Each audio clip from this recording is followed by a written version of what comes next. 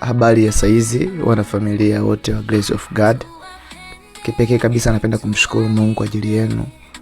Lakini pia napenda kumshukuru Mungu kwa wote ambao mmeendelea kutoa sadaka zenu kwa ajili ya tukio letu litakalofanyika tarehe 27 mwezi wa 12.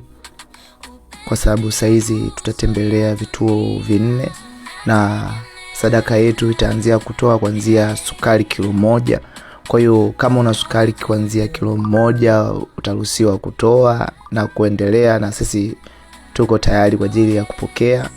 Popote ambapo upo unaweza, kama ukiwa uko Iringa mjini, unaweza ukatuambia upo sehemu gani tuweze kuja kuchukua. Lakini pia kama uko mikoani unaweza ukatuma fedha yako, au kama una sukari unaweza ukaagiza pia, sisi tutaenda kuzipokea kwa gharama zetu wenyewe. Hivyo naomba tuendelee jamani kutoa sadaka hizo ili mwezi wa 12 tukamshukuru Mungu kwa ajili ya wenzetu. Sukari kwa tabasamu, mchango mdogo, athari kubwa. Mbarikiwe sana. Grace of God, tunategemeana. Grace of God.